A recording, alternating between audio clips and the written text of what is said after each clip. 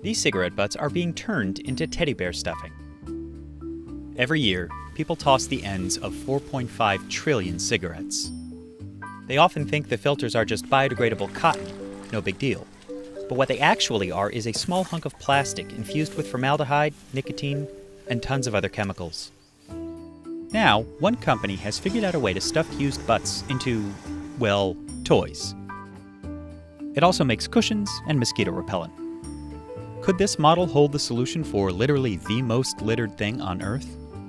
And even if it's getting butts off of the streets and out of the waterways, how safe is it?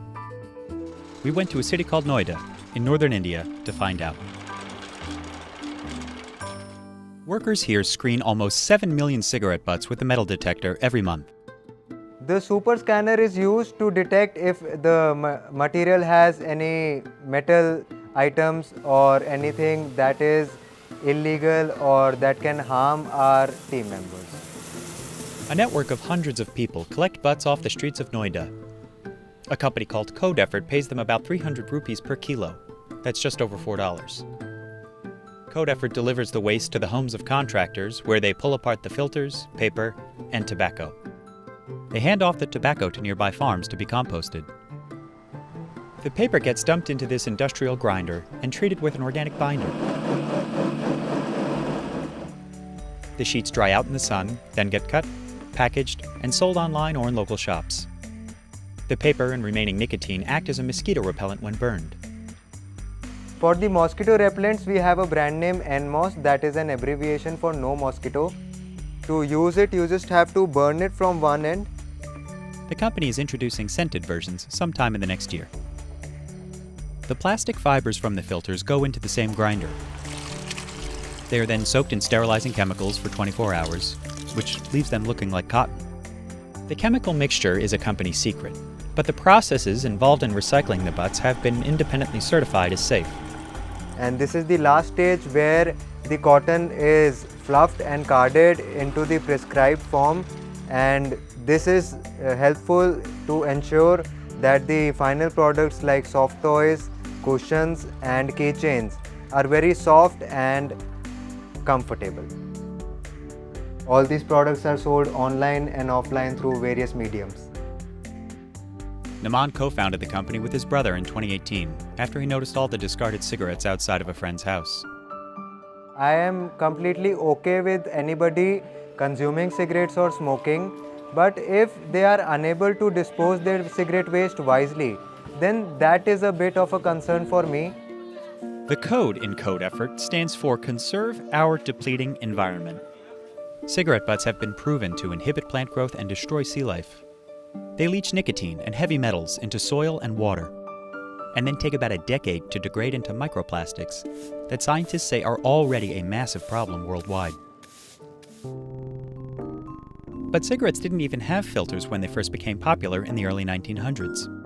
In 1950, Viceroy became the first brand to feature a filter made of plastic fibers. It's a Viceroy. Notice how that deep weave filter smooths out the taste? In 1957, the Surgeon General published a report linking cigarettes to lung cancer. More cigarette companies rushed to add plastic filters. Today, 98% of all cigarettes have them. But the truth is that while filters do block some toxins, they mostly just make it easier to inhale. So far, Code Effort has recycled 300 million butts. That's a tiny percentage of the cigarettes that are littered every year. But it's a start.